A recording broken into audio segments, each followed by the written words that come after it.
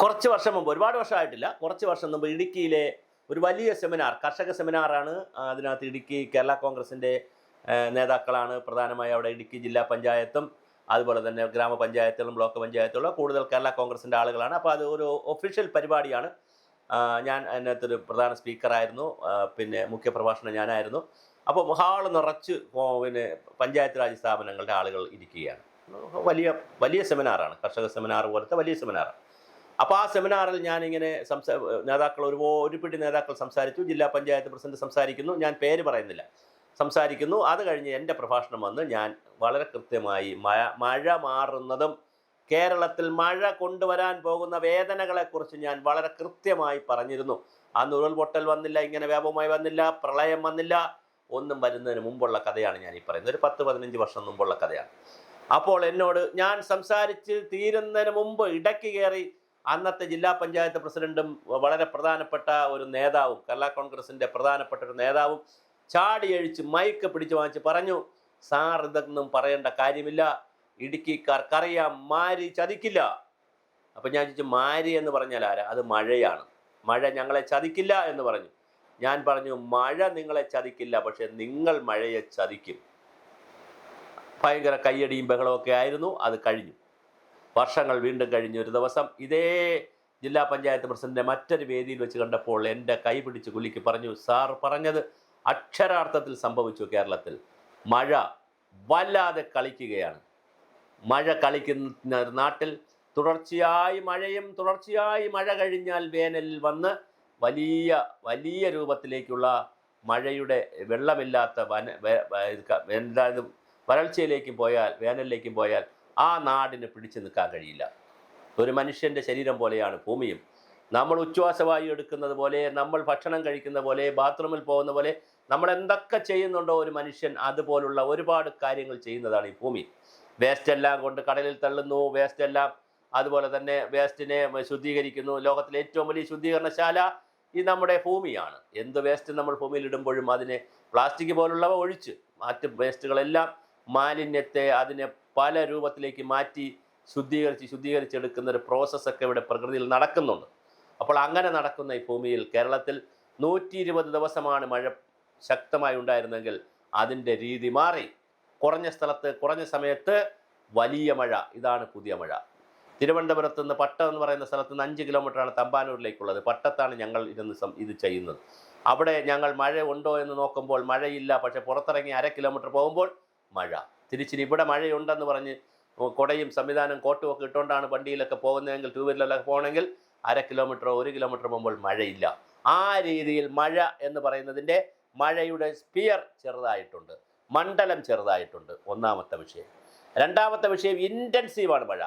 വളരെ ഇൻറ്റൻസീവായിട്ടാണ് മഴ പെയ്യുന്നത്. അല്ലാതെ കുറേശ്ശെ തുള്ളി മഴയാണ്. ഇപ്പോൾ ബ്രിട്ടനിലൊക്കെ പെയ്യുന്ന പോലുള്ള തുള്ളി മഴയല്ല, നനഞ്ഞ മഴയല്ല, പെരുത്ത മഴയാണ്.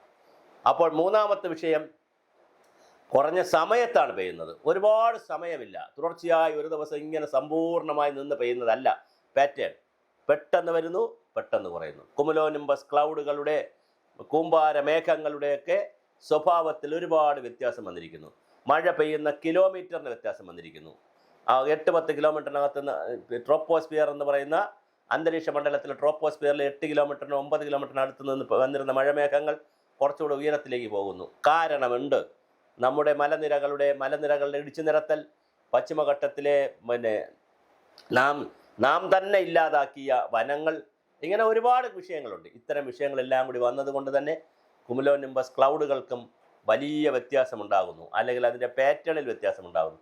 മേഘവിസ്ഫോടനം ഉണ്ടാകുന്നു. കളമശ്ശേരിയിൽ മേഘവിസ്ഫോടനം ഉണ്ടായി. കളമശ്ശേരി ടൗണിലാണല്ലോ. സാധാരണ പർവ്വതങ്ങളിലൊക്കെയാണ് മേഘവിസ്ഫോടനം നമ്മൾ കേട്ടിട്ടുള്ളത്. പക്ഷേ എറണാകുളത്തിൻ്റെ അടുത്തുള്ള കളമശ്ശേരി ടൗണിൽ മേഘവിസ്ഫോടനം ഉണ്ടായെന്ന് പറഞ്ഞത്. അത് ലഘുവിസ്ഫോടനം എന്നൊക്കെയാണ് സാങ്കേതിക വിദഗ്ധർ പറയുന്നത്. പക്ഷേ എന്തായാലും ഉണ്ടായി.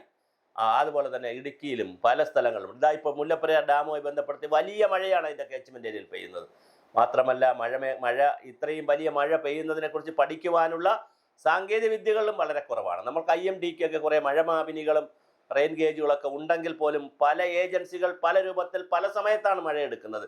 അഗ്രികൾച്ചർ യൂണിവേഴ്സിറ്റി മഴയെ അളക്കുന്നു, പിന്നെ പല സ്ഥാപനങ്ങളും മഴ അളക്കുന്നു, പിന്നെ അതുപോലെ തന്നെ IMD മഴ അളക്കുന്നു, പലരും പല രൂപത്തിൽ മഴ അളക്കുന്നു. ഇതൊന്നും ഏകീകരിച്ചുകൊണ്ട് ക്രോഡീകരിച്ചുകൊണ്ട് കൃത്യമായ വിവരം താഴേക്ക് പോകുന്നില്ല. പല സ്ഥലങ്ങളിലെ മഴ മാപിനികൾ പ്രവർത്തിക്കുന്നില്ല, റെയിൻ ഗേജുകൾ പ്രവർത്തിക്കുന്നില്ല എന്ന വാർത്ത വന്നിട്ട് എത്രയോ കാലമായി. ഇടുക്കിയുടെയും അല്ലെങ്കിൽ മുല്ലപ്പെരിയാർ ഡാമിൻ്റെ ക്യാച്ച്മെൻറ്റ് ഏരിയയിലൊക്കെ എത്ര മഴയാണ് പെയ്യുന്നതെന്നും എത്ര വെള്ളമാണ് ഒഴുകി ഓരോ മിനിറ്റിലും സെക്കൻഡിലും ആ ഡാമിൽ എത്തുന്നതെന്ന് അറിയാനുള്ള ഒരു സാങ്കേതിക വിദ്യയും നമ്മൾ വികസിപ്പിക്കുന്നില്ല. AI കാലത്ത് എന്താണ് നമുക്ക് സംഭവിക്കുന്നത്? നമ്മുടെ ഡാമുകളുടെ സുരക്ഷയ്ക്ക് വേണ്ടി, നമ്മുടെ നാടിൻ്റെ സുരക്ഷയ്ക്ക് വേണ്ടി നാം എത്ര കണ്ട് സജ്ജരായി എന്ന് ചോദിച്ചാൽ നമ്മൾ വാചകമടിച്ച് വലിയ ഡയലോഗ് അടിച്ച് വലിയ രൂപത്തിലാണ് നമ്മൾ വർത്തമാനം പറയുന്നത്. പക്ഷേ നമ്മൾ ഒരുപാട് ഡോക്യുമെൻറ്റുകൾ ഉണ്ടാക്കി ആ ഡോക്യുമെൻറ്റുകൾ ഒരു മനുഷ്യന് കൊടുക്കത്തില്ല. പരമാവധി ഡോക്യുമെൻറ്റ് ഇംഗ്ലീഷിലാണ് ഉണ്ടാവുക. ഇംഗ്ലീഷിൽ ഡോക്യുമെൻ്റ് ഉണ്ടായാൽ ഒരു മനുഷ്യന് കൊടുക്കത്തില്ല, ഒരു കാര്യവുമില്ല എന്ന രീതിയിലാണ് നമ്മൾ പ്രവർത്തിച്ചുകൊണ്ടിരിക്കുന്നത്. ജനങ്ങൾക്കും ഇതൊക്കെ മതി. ദീപസ്തംഭം മഹാശ്ചര്യം, നമുക്കും കിട്ടണം പണം. ഭരണാധികാരികളിൽ നിന്ന് പരമാവധി പിടിച്ചു വാങ്ങുന്നത് എങ്ങനെ?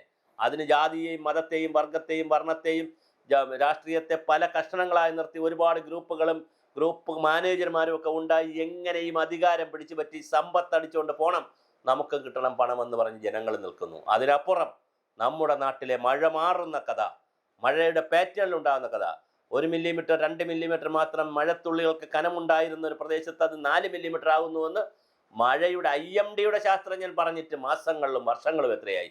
നമുക്കിതൊക്കെ ശ്രദ്ധിക്കാനോ പഠിക്കാനോ ആർക്കെങ്കിലും ഒരു താല്പര്യമുണ്ടോ? കടലാണ് 75% ഓക്സിജൻ തരുന്നത്, കര 25% തരുന്നു എന്നുള്ളത് എത്ര പേർ പഠിക്കുന്നു? നമ്മളെല്ലാവരും പഠിച്ചു വച്ചിരിക്കുന്നത് മരങ്ങളാണ് കൂടുതൽ ഓക്സിജൻ തരുന്നതെന്നാണ്. പക്ഷേ അതെല്ലാം മാറി പുതിയ കഥകൾ, പുതിയ ഡേറ്റ, പുതിയ പഠനങ്ങൾ ഒക്കെ വരുന്നു. പക്ഷെ ഇതൊന്നും ആരും കേൾക്കാതെ ഒരു നിസ്സഹായമായൊരു സമൂഹമായി എങ്ങനെ നമുക്ക് ഈ ജാതിയെ, എങ്ങനെ മതത്തെ, എങ്ങനെ ഹിജാബ് വിഷയങ്ങളെ, എങ്ങനെ ശബരിമല വിഷയങ്ങളെ ഒക്കെ കത്തിച്ച് നിർത്തി ജാതിയെയും മതത്തെയും ഒക്കെ ഭിന്നിപ്പിച്ച് NSS എന്ത് പറഞ്ഞു, SNDP എന്ത് പറഞ്ഞു എന്നുള്ള നിലയിലേക്കുള്ള ഒരുതരം മോശപ്പെട്ട സമൂഹമായി നമ്മൾ മാറിക്കൊണ്ടിരിക്കുന്നത് വളരെ ഗതികേടാണ്. അത് ജനാധിപത്യ വിരുദ്ധമാണ്. മഴയെപ്പോലുള്ള കാര്യങ്ങളെ നമ്മൾ ഇനി എന്നാണ് പഠിക്കുക? ജില്ലയിൽ അലർട്ട് പ്രഖ്യാപിക്കും, കളക്ടർ അലർട്ട് പ്രഖ്യാപിക്കുമ്പോൾ, അവധി പ്രഖ്യാപിക്കുമ്പോൾ എല്ലാവരും സ്കൂളിൽ എത്തിക്കഴിഞ്ഞു അല്ലെങ്കിൽ കോളേജിൽ എത്തിക്കഴിഞ്ഞു. പിന്നെയാണ് കളക്ടർക്ക് ട്രോൾ മഴ. എന്തൊരു നാടാണിത്! നമുക്ക് സാങ്കേതിക വിദ്യകൾ ഇനിയും ഒരുപാട് വികസിക്കേണ്ടതുണ്ട്. അതുപോലെ തന്നെ ജനങ്ങൾ ഇത് പഠിക്കേണ്ടതുണ്ട്. ഓരോ മഴയത്തും എത്ര ആയിരക്കണക്കിന് വീടുകൾ, എത്ര ആയിരക്കണക്കിന് പ്രദേശങ്ങൾ, എന്തുമാത്രം അസുഖങ്ങൾ, എന്തൊക്കെയാണ് കേരളത്തിൽ വരുന്നത്? ഇതൊന്നും ആരും ചോദിക്കാനും പറയാനുമില്ലാത്ത ഒരു സംവിധാനമായി നമ്മൾ ഈ ദുരന്ത പരിപാലനം എന്നൊക്കെ പറഞ്ഞ് ഒരു ദുരന്തവുമില്ല, ദുരന്ത പ്രതികരണവുമില്ല എന്നുള്ള നിലയിലാണ് നമ്മൾ പോകുന്നത്. നമ്മുടെ ദുരന്ത പരിപാലനം തന്നെ വലിയൊരു ദുരന്തമാണ്, പറയാതിരിക്കാൻ നിവർത്തിയില്ല. നമുക്ക് എങ്ങനെയാണ് ഒരു സമൂഹം എന്നുള്ള നിലയിൽ, ഒരു രാജ്യം എന്നുള്ള നിലയിൽ, അല്ലെങ്കിൽ ഒരു ജനത എന്നുള്ള നിലയിൽ ഈ കാലഘട്ടത്തിനനുസരിച്ച് സജ്ജമാകണമെന്ന് നമുക്കറിയില്ല. മണ്ണിൽ ജലാംശം കഴുതി വയ്ക്കാനുള്ള മണ്ണിൻ്റെ കഴിവ് നശിച്ചിട്ട് എത്രയോ വർഷങ്ങളായി. കന്നുകാലികളുടെ റീപ്രൊഡക്റ്റീവ് കപ്പാസിറ്റി, പ്രത്യുൽപാദന ശേഷി ഇല്ലാതെ കുറയുന്നു. വേനൽ മാസങ്ങളിൽ പശുക്കൾക്ക് പാല് കുറയുന്നു, കന്നുകാലികൾക്ക് ജീവിക്കാൻ കഴിയുന്നില്ല. എത്രയോ മൃഗങ്ങൾ ചത്തൊടുങ്ങുന്നു, പക്ഷികൾ എക്സ്റ്റിങ്ക്റ്റ് ആവുന്നു, വംശനാശം സംഭവിക്കുന്നു. എന്നിട്ടും നമ്മളിങ്ങനെ വല്ലാത്ത നിയമങ്ങളൊക്കെ ഉണ്ടാക്കി കാടാർക്കും വെട്ടാവുന്നുള്ള നിലയിലേക്ക് നമ്മൾ കാടിനെക്കുറിച്ച് ചിന്തിക്കുന്നു. വല്ലാത്തൊരു നാടായി മാറിയിട്ടുണ്ട്. എങ്ങനെയാണ് ഇതിനൊക്കെ ഒരു പരിഹാരമുണ്ടാവുക? നമുക്കറിയില്ല. മഴയെ നമ്മൾ പഠിക്കാതെ മഴയെ പഴിക്കുന്നവരാണ് നമ്മൾ. മഴയുടെ വഴികളെല്ലാം നമ്മൾ അടച്ചതാണ്. മഴയുടെ വഴികൾ അടച്ചപ്പോൾ മഴ പുതിയ വഴികൾ കണ്ടുപിടിച്ചു. വെള്ളത്തിൻ്റെ വഴി നമ്മൾ അടച്ചാൽ വെള്ളം അതിൻ്റെ പുതിയ വഴി കണ്ടുപിടിക്കും. അത് ചിലപ്പോൾ നമ്മുടെ റൂമിനകത്തൂടെ ആയിരിക്കും റിവർ ഉണ്ടാവുക. റൂമിനകത്തൂടെ ആയിരിക്കും റിവർ പോകുന്നത്, വെള്ളം പോകുന്നത്. അപ്പോൾ വളരെ വളരെ ഗുരുതരമായ രീതിയിലാണ് മഴ മലയാളിക്കൊരു നൊമ്പരമായി മാറുന്നത്. ഒരു കാലഘട്ടത്തിൽ മലയാളിയുടെ മഴ നൊസ്റ്റാൾജിയായിരുന്നു. മഴ സിനിമകൾ വന്നിട്ടുണ്ട്, മഴയുടെ പ്രണയഗാനങ്ങൾ വന്നിട്ടുണ്ട്, മഴ കഥകൾ, കവിതകൾ. മഴ മലയാളിക്ക് ആനന്ദമായിരുന്നു, മഴ മലയാളിയുടെ സ്വത്വമായിരുന്നു. അവിടെ നിന്ന് മാറി മഴ മലയാളിയുടെ പേടിയായി മാറിയെങ്കിൽ, മഴ പെയ്യുന്നതൊരു പ്രശ്നമായി മാറിയെങ്കിൽ, മഴയെ പ്രണയിച്ചിരുന്നൊരു സമൂഹം മഴ പേടിയിലേക്ക് മാറിയെങ്കിൽ എന്താണ് സംഭവിച്ചത് കാലാവസ്ഥയ്ക്ക്? നമ്മൾ പഠിക്കുന്നുണ്ടോ? നമ്മുടെ സാങ്കേതിക വിദഗ്ധർ അതനുസരിച്ച് വരുന്നുണ്ടോ? ശാസ്ത്ര സമൂഹം ഉയർന്നിട്ടുണ്ടോ?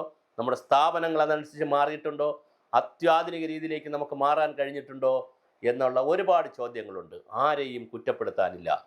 പക്ഷേ മുന്നിൽ ഇതാ ശക്തമായ മഴ.